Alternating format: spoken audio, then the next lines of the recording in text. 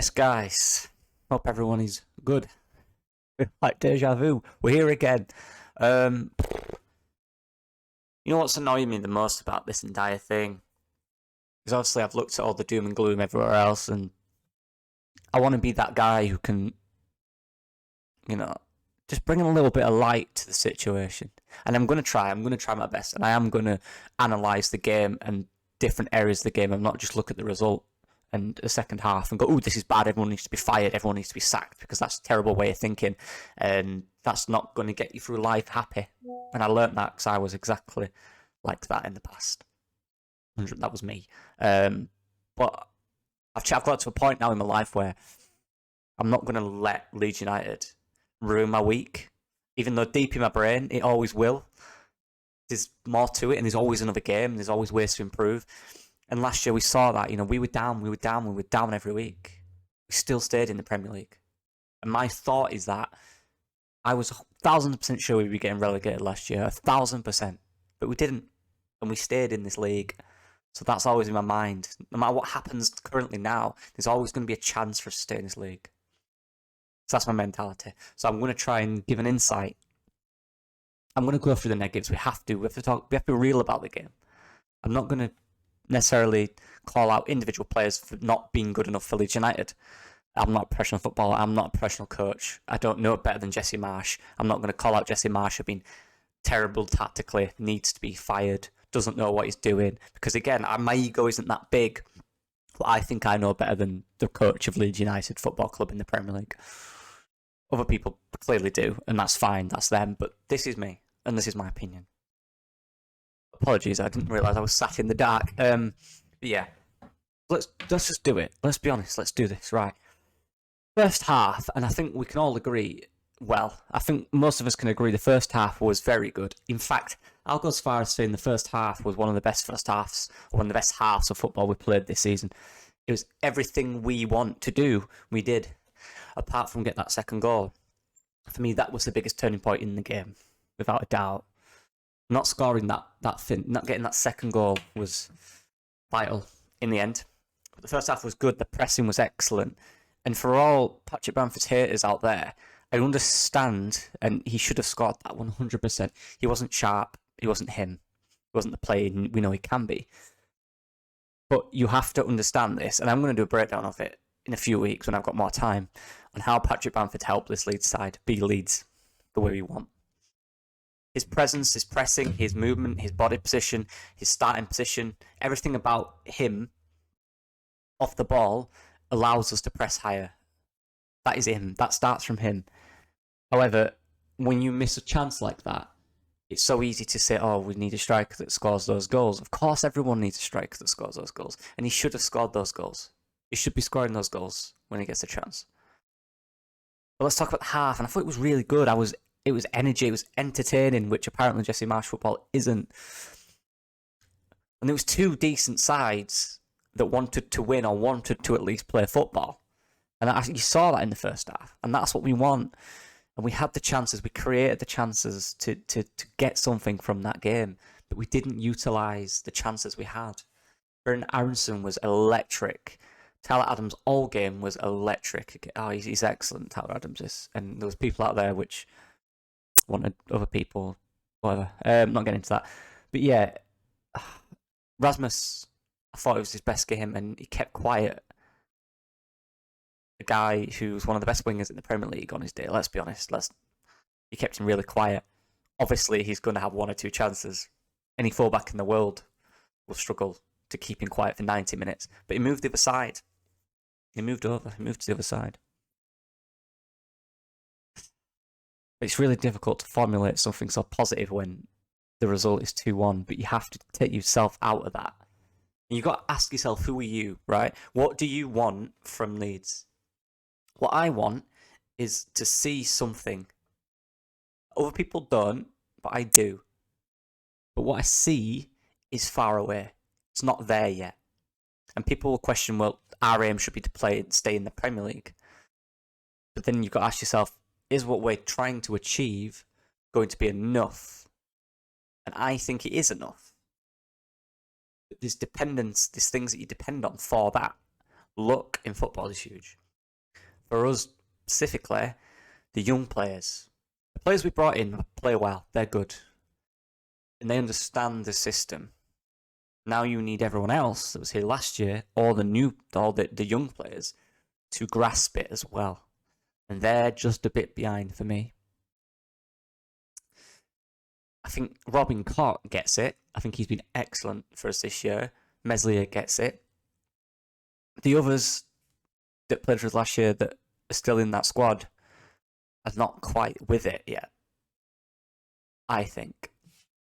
And the young players, for me, are not quite filling that gap they need to fill yet. But it's so important for me to understand that there is a way out of this. Look, and I talk about teams, around us. I see we have a clear vision. If you're a fan, do you want us to grow something that could be successful for 10, 15 years? Or do you want us to rely on individual seasons to have a good season, sell and have a bad season, and become that team that's just 10th to, like 12th to 16th every year? Because what I see this Leeds team doing now is formulating progression. I see that. And people are banning, well, it don't matter if you don't win, mate, you've got to stay in the Premier League. Yeah, of course you've got to stay in the Premier League. There's more than one way to stay in the Premier League. There's one way to grow as a football club. Having said that, the second half performance was very poor. It wasn't good enough. And the consistency is not there yet. But this is going to take time. And if we're not going to be, as a fan base, patient with that, that's going to pressure the players, the squad, Jesse Marsh. If you think you know better than Jesse Marsh, you think you know better than the board, you think you know better than everyone else, fine. That's your ego. That's on you. I don't. Look, they make mistakes. But for me, football is more than just looking at a result of a football game or saying that second half was poor. Jesse Marsh doesn't know what he's doing. He's got to go.